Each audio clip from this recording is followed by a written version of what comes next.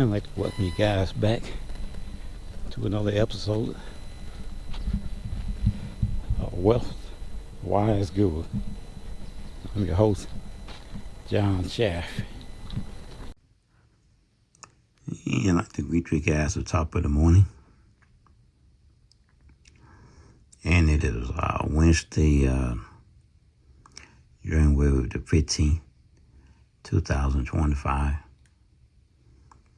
And we are an hour just past the opening of the bell.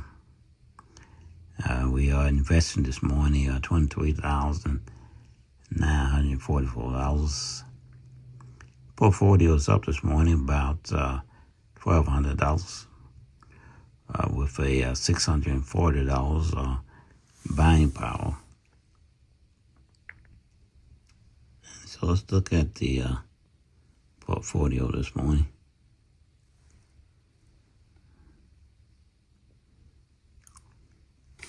First up is my options. Let's see, option looks pretty good this morning. It got a couple of them still in the red, and that's the puts. So if the put is in the red, then that means that the actual stock itself is up, because the put means that you think it's going down. So the stock is down. Well, the put is down this morning by $1.50.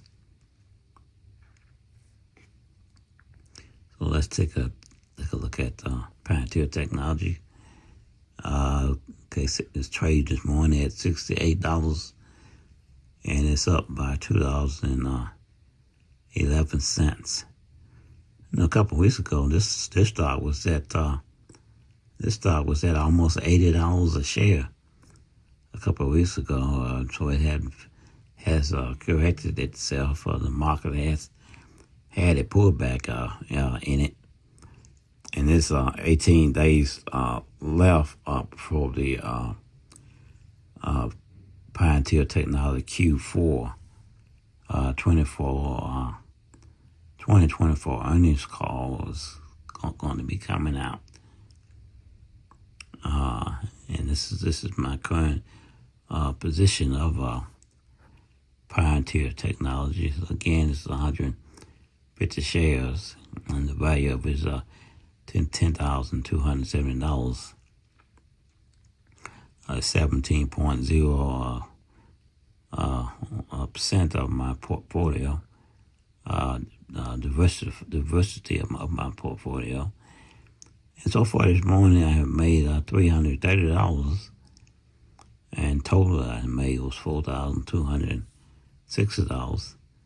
And this is just, like I said, this is just buying and holding this particular share. It's not even mentioned in the option part of it. This is just buying and holding, and then the option part of it is totally different. So I have 8 strategies of Pioneer Technologies in options, and so it has a negative value of $52.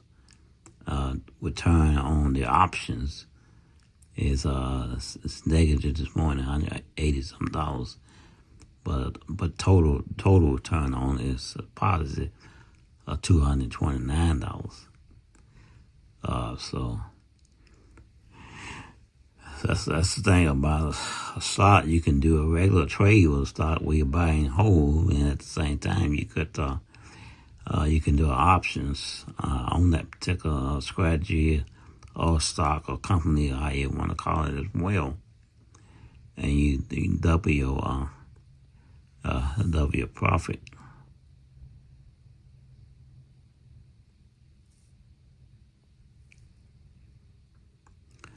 And so I'm going to have to be watching this. It hasn't gone up significantly yet to where it starts to hurt my portfolio. But if it does, then I would probably either close it out or either roll it into another position. Let's see. If I was to sell it,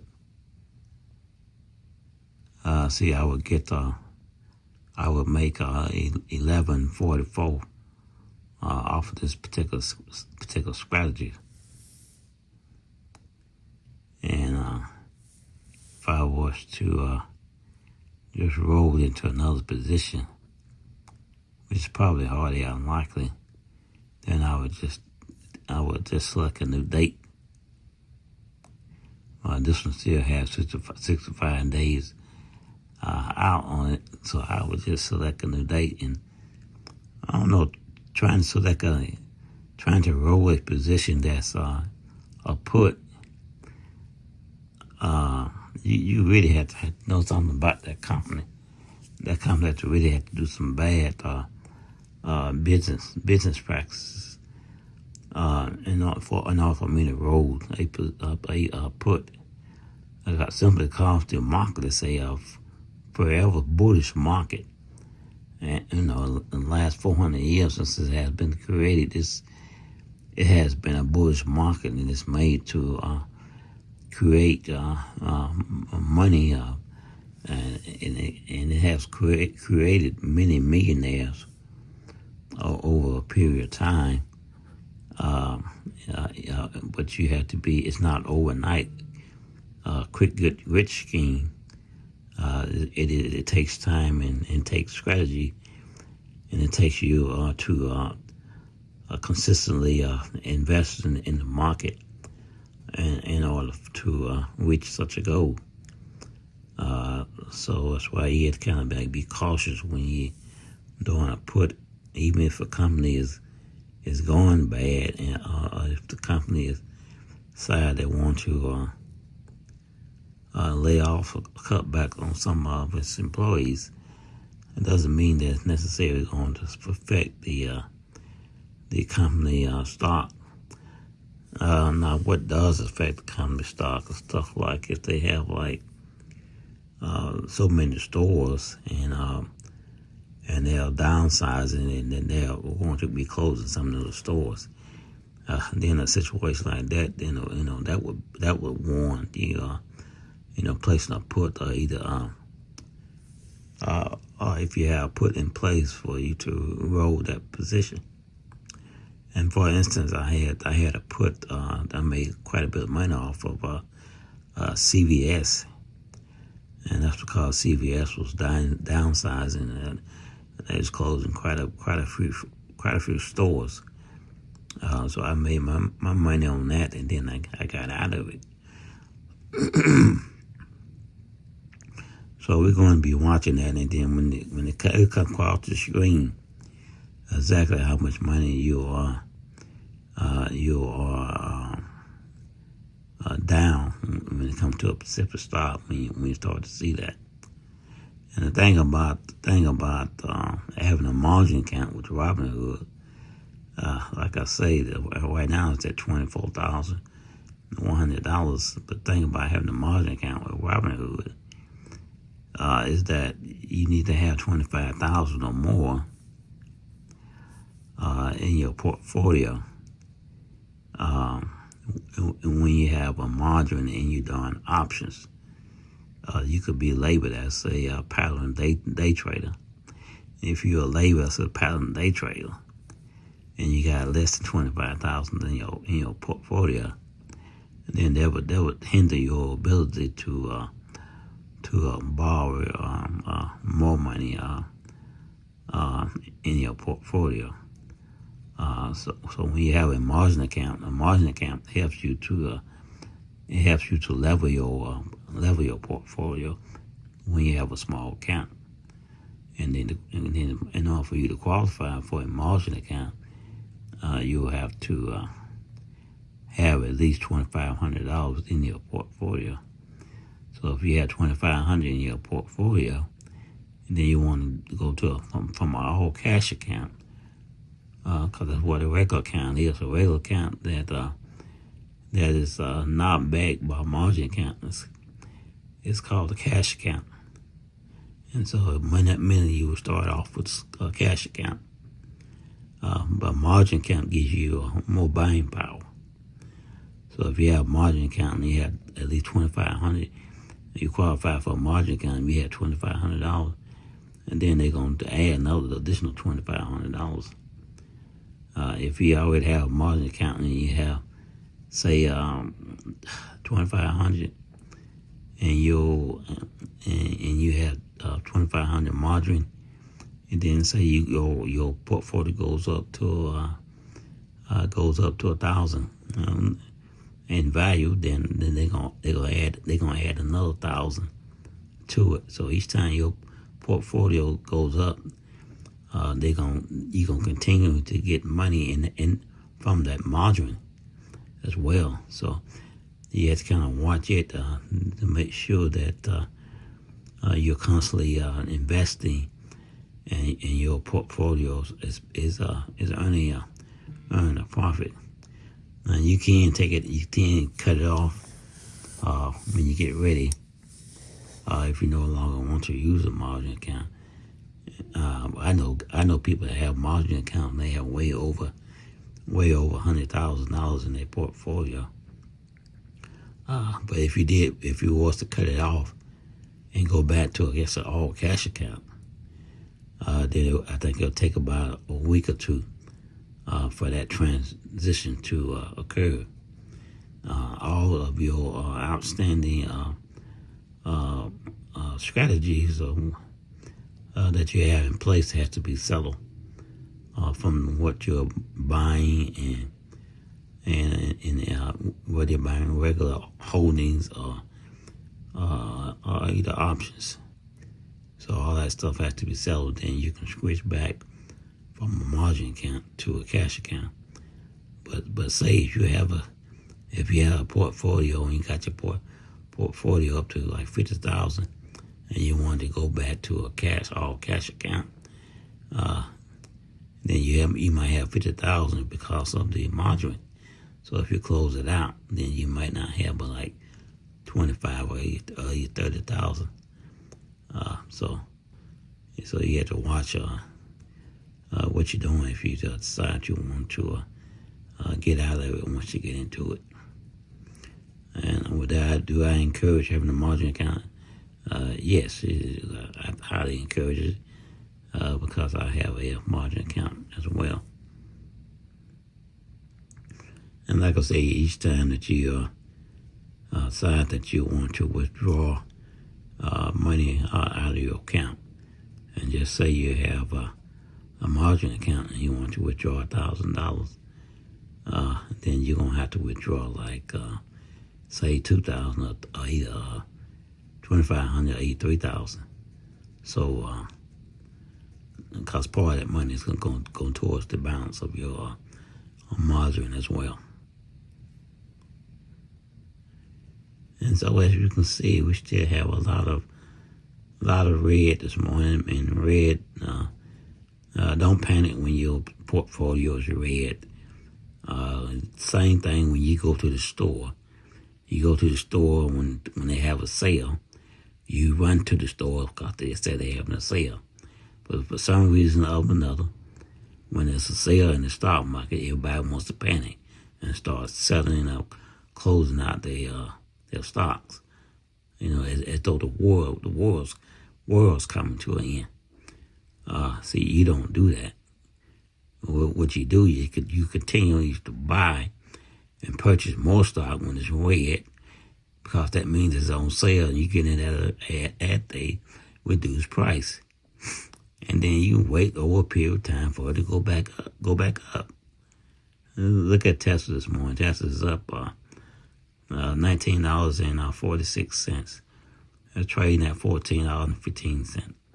Once upon a time, I had over $8,000, $9,000, $10,000 worth of stocks. The value of it in Tesla some years ago. But when COVID hit, and I panicked, started selling.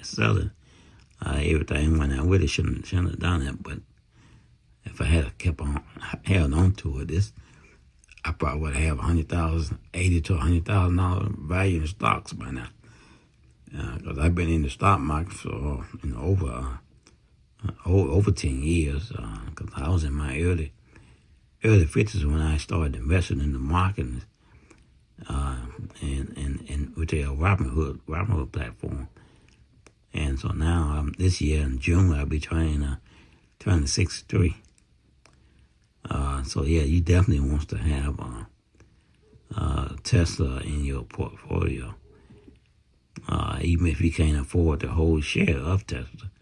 And that's the beauty of having a Robinhood account, is that you can do margin, you can do fractional shares. And fractional shares mean that you can buy shares in $1 amount, and you can go as low as $1 or either $5 in order to just to be able to have that share.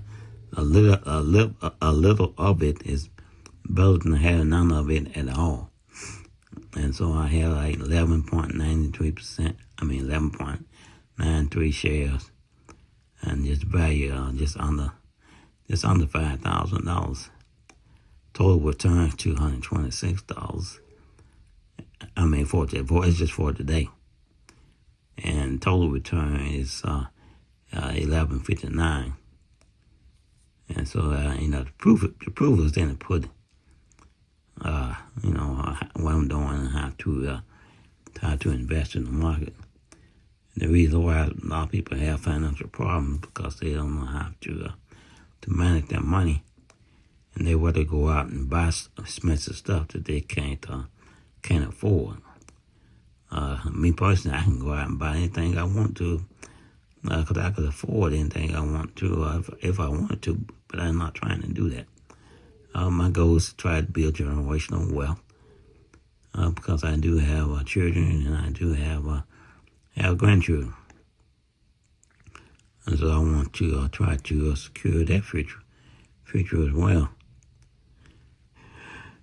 And like I said, most time people buy, they look at the stock like it is today. It's in green, and they want to go run and buy because it's in the green today. Well, if you go run and buy today and it is in the green, you done already missed the upscale of that particular stock.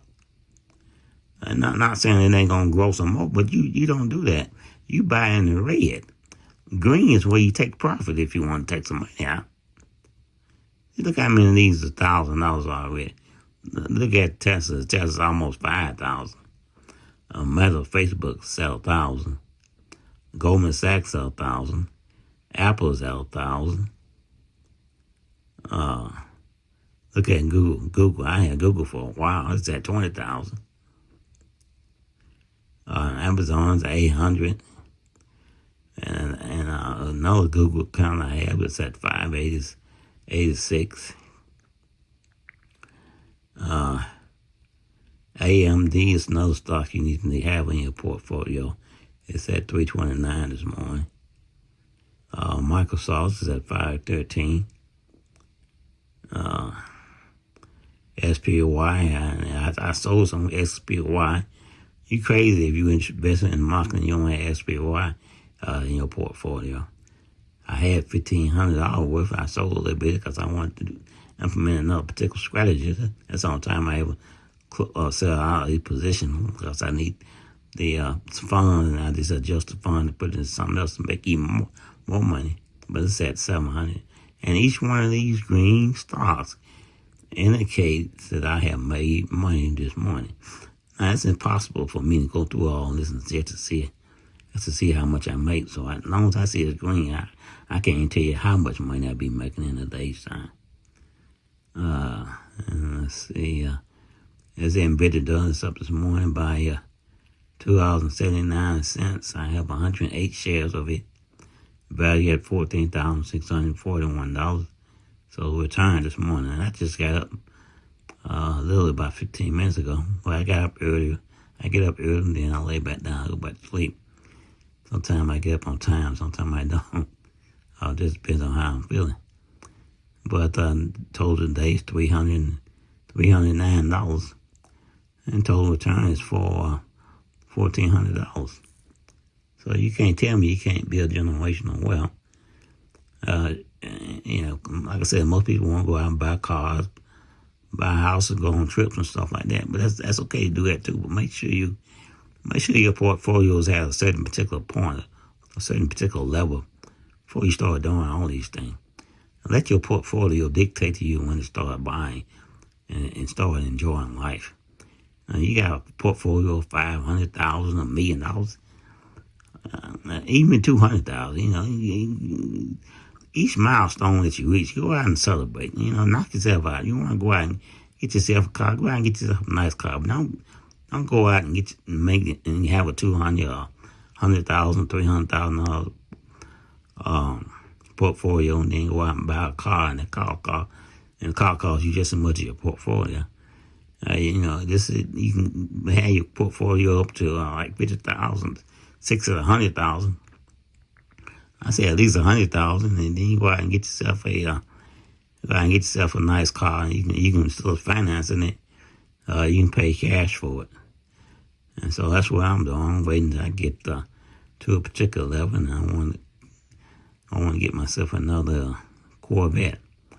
And I used to own a Corvette, and it went south on me. It went bad, and I wrecked it doing things, and so I had a lot of problems out of it.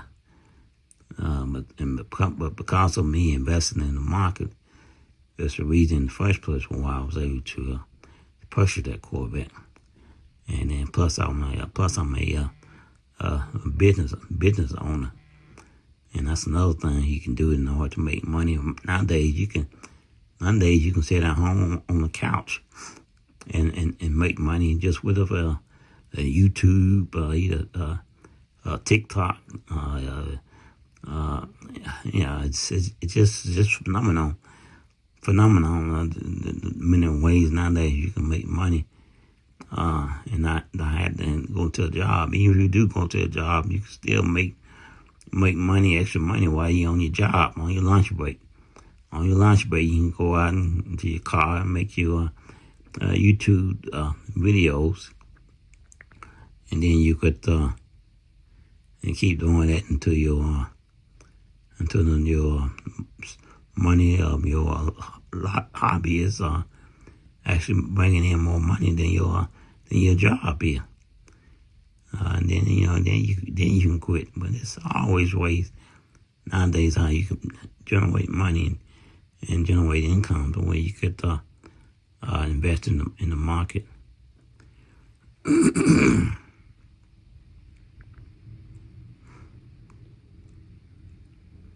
And let's see what the portfolio is worth today, this morning. And you are viewing another episode of WealthWiseGuru. And I'm your host, John Shaft.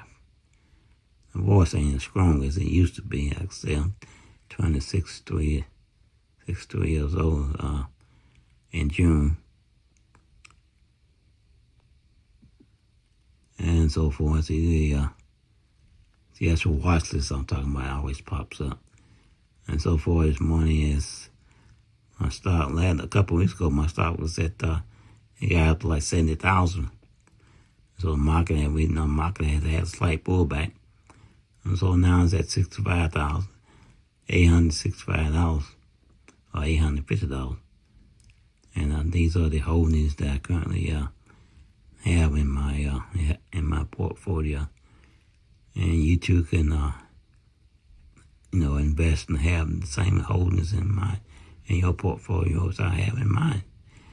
You work on the carpet and do whatever you like. And like I said, I have probably about 200 holdings. Look at this. This is HD. That's a Home Depot. So I don't have too much of it, but Home Depot is a great stock to have in your portfolio. And so is stock like McDonald's, Walmart, all your favorite stores that you frequent. Your restaurants. This is Delta here. That's Delta Airline. Like I said, it's a good thing to have Delta Airline in your portfolio. I currently have 2.3 shares of it, value at $152. one while Delta was low as $14 a share. So now it's going up. The only thing I hate is I only have 2 shares of it. So if I'd had 100 shares of this, then this would have been way value over just from $14 to almost $70. This was probably would be if I had 100 shares of it. I had 2.3 now. This would probably be between $7,000 and $10,000 already if I had 100 shares of it. But I wasn't watching as close as I wanted to and investing in it. But there's other airlines as well. I think they were still at a bargaining price that you could invest and buy right now. Because, see, look at that, 96. The analyst rating is 96% buying. Nobody's got 4% sale. And so, yeah, I think airline stock, airline's too big to fail. We ain't never gonna not be without an airline. If we do, the world getting ready. The world stopped, man. We ain't had airlines. So you got United. It's at 106 now. Like I said, this stock was at $14. Just after COVID, look at American Airlines, it's still 18.24. And I fly American Airlines all the time. They fly everywhere. This is my airline right here, but I don't have like 3.1% of stocks of it. I have 600 buying power this morning, but I'm trying to wait for another strategy. I'm looking for another strategy to have. I'm trying to keep my buying power. Let's see, Southwest, it's at 33.17%. $33.17 a share. You got Carnival's cruise line, Norwegian cruise line. Let's see, Carnival is at $24.81 a share. This is wonderful. People constantly taking cruises. Norwegian. I just took a Norwegian cruise about a year ago. Be a year. It'll be a year next month. I took a cruise, a Norwegian cruise line, and I took a 7-day cruise. And I flew to Hawaii because the cruise was there in Hawaii. And I took a cruise around the islands that makes up Hawaii on the Norwegian cruise line. And I stayed there in Honolulu, in the Waikiki area. And so if you want to take a cruise and then I'll highly recommend Norwegian Cruise Line. Even though once upon a time they was in bankruptcy and they like billions of dollars in bankruptcy, but I think they seem to be coming out of it. Be careful though when you take these cruises, because cruise can cost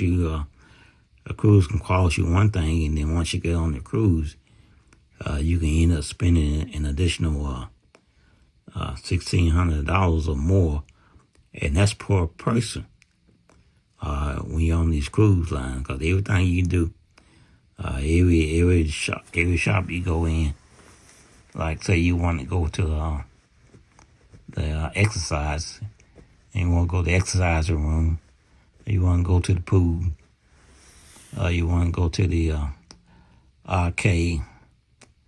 And then some restaurants are free, then some restaurants are not free. Then the cleaning of your cabinet. And so all that stuff costs you money.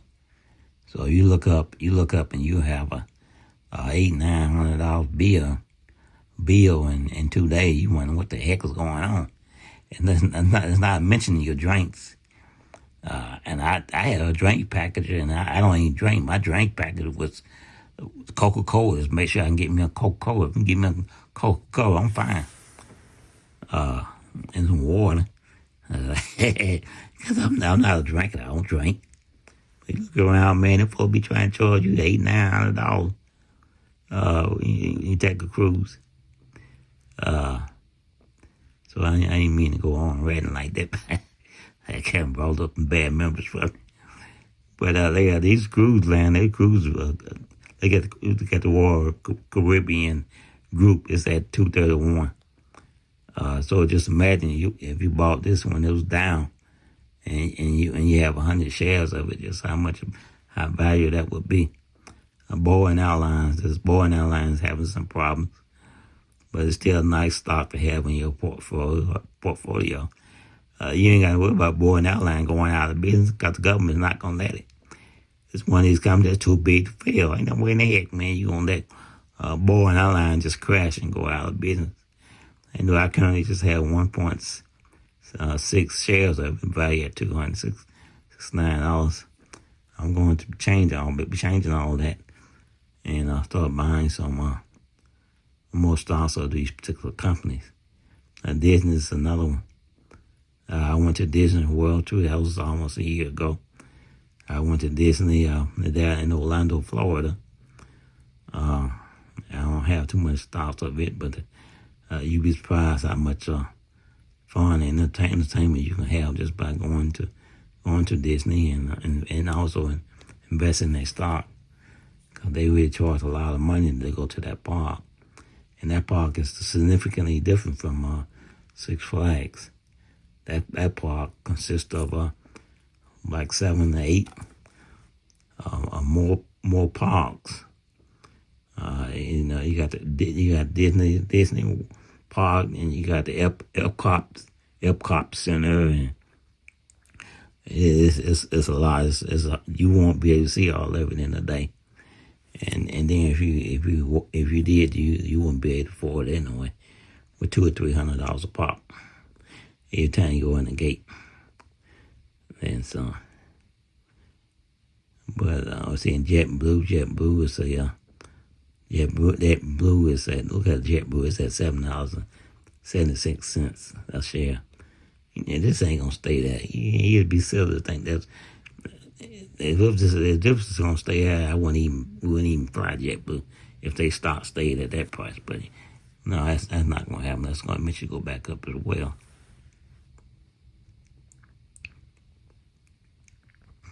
Well, this video is not really getting long, and I want to be mindful of your guys' time. And so we'll just close out the video here. And I'll see you guys again on Thursday morning at the opening of the bell. Until then, may all your trades be a good one. Have a good and blessed day. And be safe out there as you go back and forth to work and wherever you're going. If you're old head like myself, I'm retired. You just because you're retired don't mean you can't continue to enjoy life. And so I'll see you guys again on Thursday morning. Have a blessed day. And we thank you for watching.